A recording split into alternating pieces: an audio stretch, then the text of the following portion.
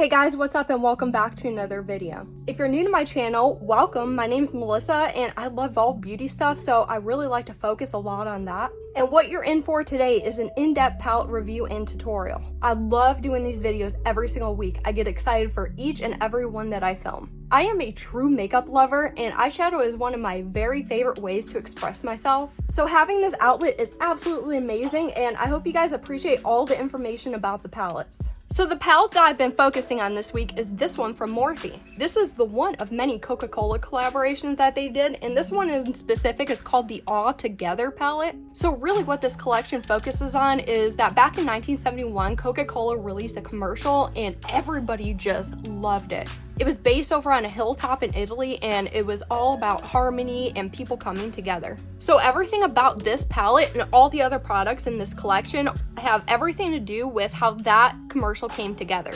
And if you're at all familiar with the 70s, you know that this definitely represents that time era. So once upon a time when this palette was available, I did pass up on the initial launch, but I did happen to find this at Marshall's for a really discounted price, so I did pick it up at that price and I thought it was worth giving a shot. So here's the inside color story that we're going to be working with today. If you look closely, you'll see that every single color in here is very muted. This may look bright and vibrant, like it's going to punch you in the face, but there is nothing bold about any of these shades in here. So the plan of action today is the first thing we're going to get into is the tutorial, and I'm going to create an eye look called the double split eye today. And I think this eye look does a great job at pulling the entire essence of this palette and really recreating it on the eye. So then after the tutorial, we're gonna get into the in-depth review. So if you're into knowing everything about a palette, or if you wanna hear about my personal experience with this one, then hang around for the second half of this video. Let's get right on into the tutorial.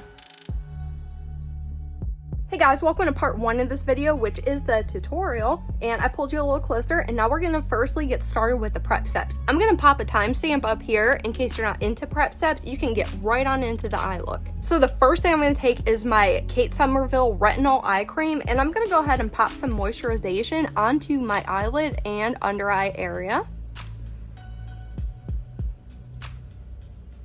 This has such a nice cooling tip and it actually feels good to just take a few minutes and rub this eye cream all the way in. I absolutely adore this eye cream so much. So the thing is, this palette I found you don't need to prep your eye with. I'm just doing this because I have a lot of discoloration on my eyelid, but this palette works just fine on a completely bare eye. And whenever I start my eye prep steps, I always like to go ahead and add a little bit of hydration back into the eye just because I find all the products go on so smoothly on top. So now for my first primer, I'm taking the Revlon Candid Concealer, and I am so thankful that I found this today. I've been missing this for the past 3 days and it was so upsetting to me, but I happened to come into this beauty space and I found it just laying on the floor and I was so ecstatic to have this back into my life. I'll tell you, there is no other concealer that compares to this one. This is phenomenal. And what I do with this one is I just pop it onto the underbrow area. And when I start blending this one, I blend this in a downward manner. And now for the actual eyelid, I take the NARS Eye Base, and I use mine in the shade Medium Dark, but of course use any shade that you prefer. And I'm just gonna go ahead and put a little bit on my eyelid and then bring that up into the crease. And then I just take another brush and I go ahead and blend this one upward. I like to meet about 75% of the way so it blends nicely with that concealer that we just put on. And then to finalize this little eye prep routine, I'm gonna go ahead and take my loose finishing powder and stamp some of this over the entire eye that we just applied the primer to.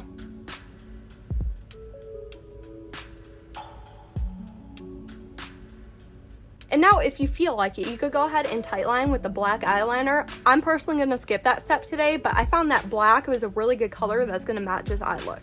So the first shade I'm going into, of course, I couldn't not use it, is the bright orange shade. And if you're ever curious about any of the tools I'm using throughout the course of a video, I always have everything linked down below. If I can find the link for it, it is down there. And what I'm going to do with this is put this on the interior half of my eye, all the way from inner corner to the center.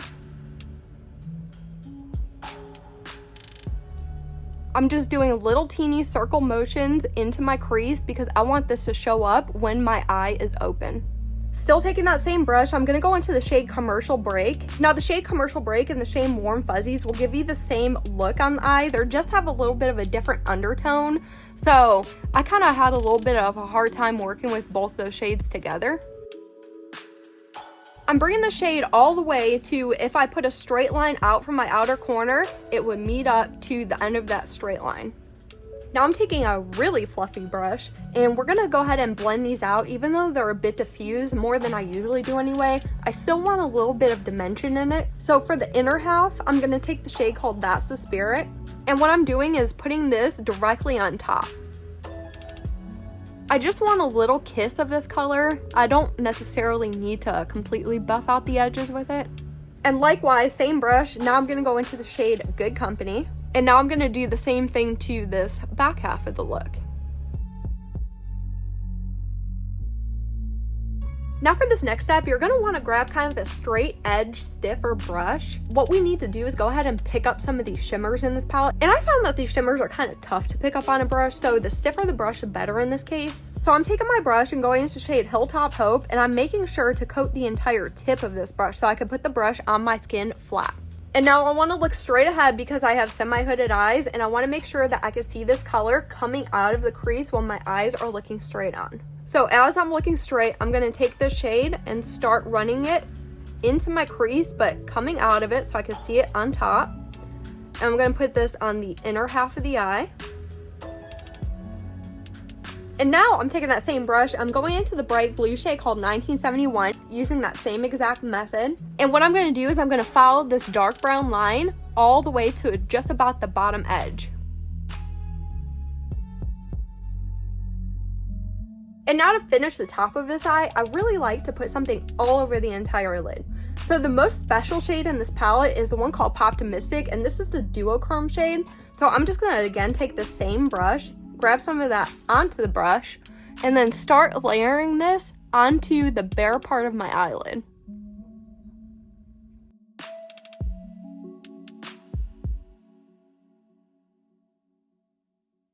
Okay, so here's the top of the double split eye done, and I did want to show you before I go ahead and wipe it off, I do have some fallout from these shades used. And the thing with this fallout is that it does have some loose mica in it, so as I wipe it away, it gets more glittery. So if you have some makeup on while this happens to you, you're gonna get an absolute mess. Since I'm done with the upper lid, now I go ahead and put some waterline on, so I'm just gonna go right back into that black eyeliner that if you went to tightline with, same one.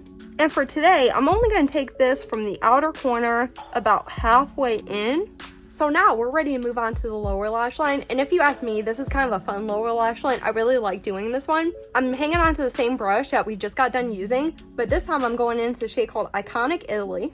And I'm going to start from halfway about where that liner stops. And instead of following the natural curvature of my eye to the outer corner, I'm going to follow this straight so I can pair it up to where the upper edge stops. And once I get the initial line drawn on there, I'm going to go ahead and the excess shadow that I have on my brush, I'm going to start blending upward.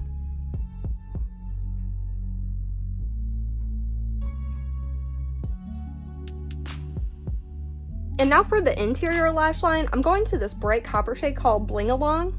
And I'm just going to run this from the inner corner and match it in the middle to that dark cool brown. And we can't forget about highlight. So I'm going into my favorite shade in this entire palette called Lovey Dovey. This is such a gorgeous shade, guys. I can't get enough of this one. Next time I do a look with this palette, I'm going to focus an entire eye look just on this shade. Now, I honestly find this palette kind of challenging to use, but I feel inspired to do a 3 looks 1 palette with this one.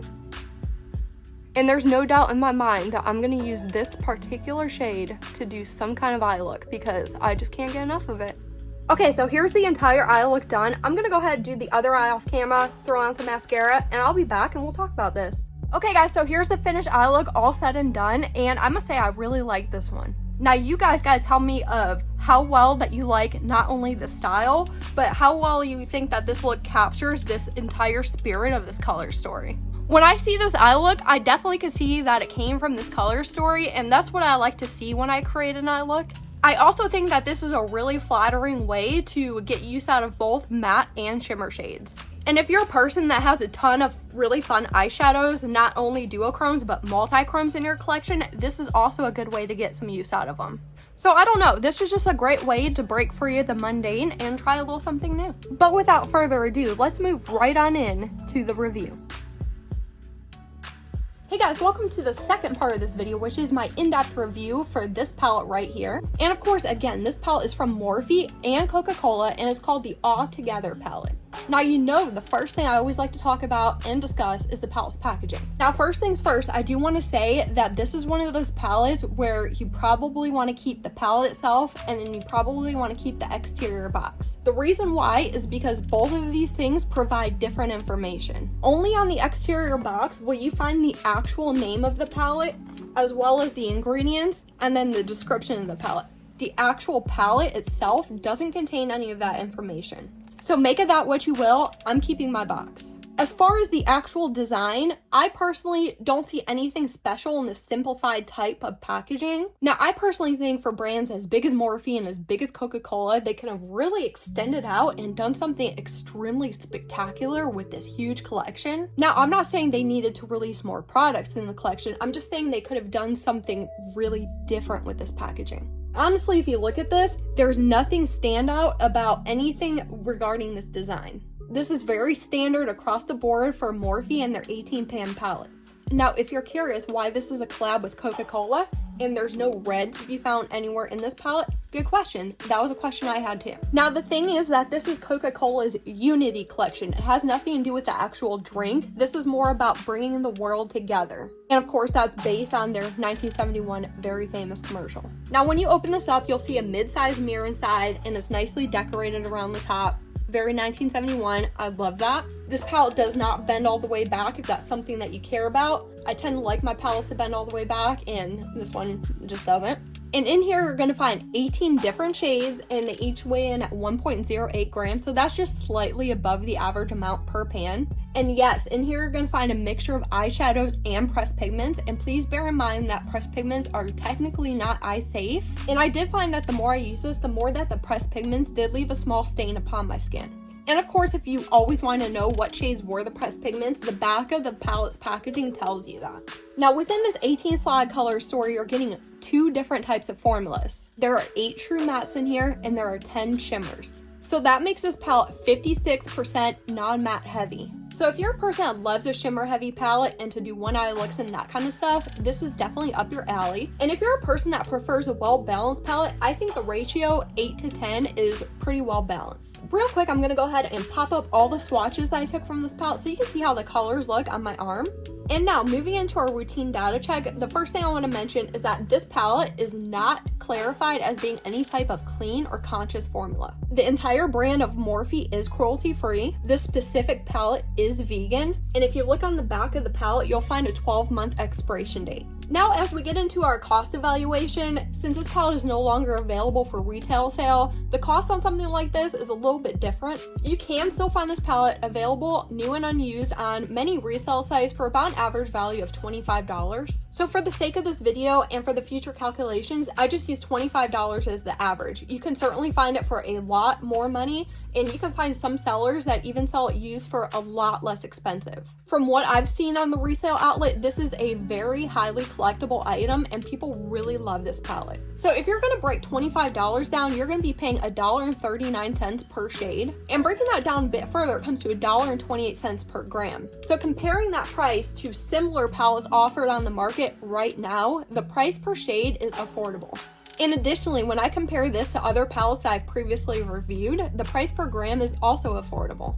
Now guys, we've made it to the most opinionated part of this video, which is my recommendation. The first thing I want to talk about is my experience with this and exactly how this works when I use it. So I know everybody always wants to know if a formula is patchy, and I can safely say that this formula is not patchy in the slightest. Next, the longest I wore an eyeshadow look coming out of this palette is 5.5 hours, and for that entire time, I had no signs of creasing, no signs of fading, and absolutely no wear off of any of the colors on my eye. And just to reiterate, I do want to mention that I did experience some staining from some of the deeper pressed pigments in this palette. And as far as blendability goes, I tested this palette on both my set and prepped eye and also an untouched bare eye. and it didn't matter which eye that I tested it on, they both performed exactly the same.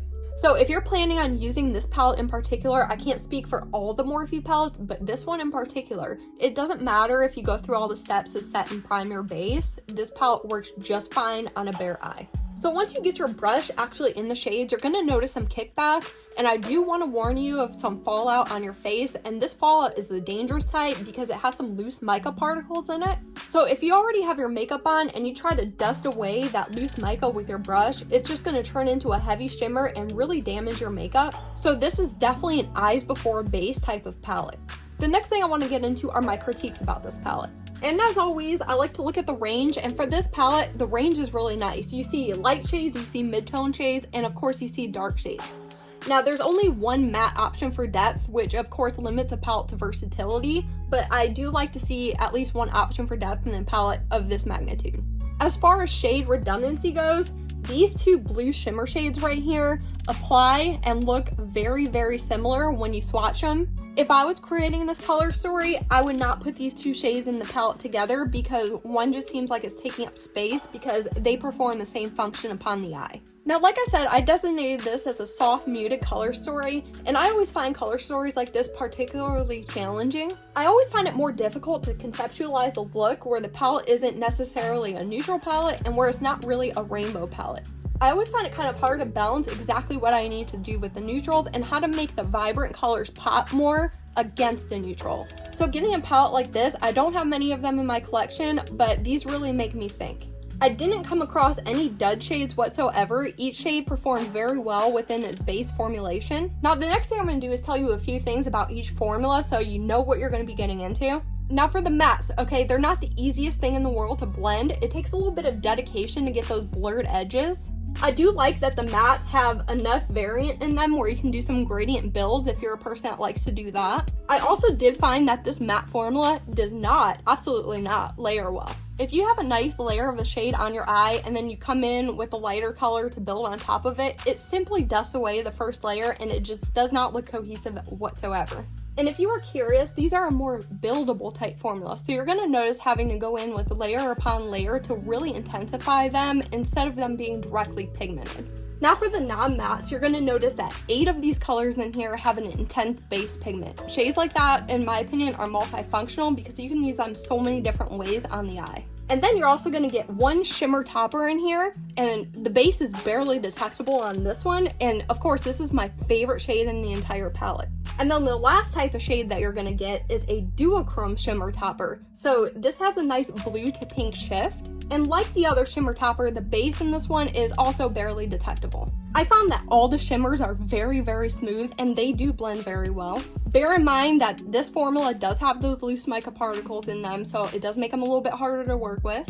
And I also attempted all application methods with the shimmers. I used my finger, a dry brush, and a damp brush. And it didn't matter which method I used, all of them worked perfectly fine. Now, if you want these shimmer shades to pop on your eye, definitely try a damp brush. Now, if you saw this palette sitting on the shelf inside the store and you were wondering if this was great or not, if you should pick it up or not, if I had to go back in time, would I buy this again? My answer to all of those questions would be no. And of course, I have 3 reasons why I say that. My first reason is that given all that I know about this palette now, I find this just a little bit harder to work with. It's not exactly user-friendly, and it takes a little bit of thought to get to where you need to go. I honestly don't think the payoff from the looks that you get in here are necessarily worth all the work and investment that you have to put into it. My second reason is that there's no versatility in here. Since this is such a soft, muted color story, all the looks that you're going to get out of this are going to be brown in nature. So if you look at this palette and you see a lot of color popping out at you, please don't be fooled by that. This is a very, very neutral tone palette. Now for my third reason, I think this palette is more suited for the collector, maybe somebody who wants to display this, but I just think the usability just isn't there in my opinion. Now out of all the 18 shades in here, I really truly enjoy only one of them. I can leave all the other 17. The most special shade in the palette just doesn't really do it for me. And overall, I just don't want you to get a palette where you're gonna look at it and be discouraged by it. So yeah guys, when I rated this palette for this week, I gave it a C. So here's the thing guys, I spent a whole week with this palette. I learned all about it. I put the effort into it to see what I can get out of it. And after all this time, I found out that this thing is just not for me. I'm not necessarily saying that this is a dud or a bad or a horrible, awful palette. All I'm saying is that some things are just not meant for certain people, and this one is just not meant for me. So yeah, guys, I hope you enjoyed this video and found it helpful. And if you did, please don't hesitate to give me a giant thumbs up. And if you didn't like this video, please hit that thumbs down button. And until next time, bye.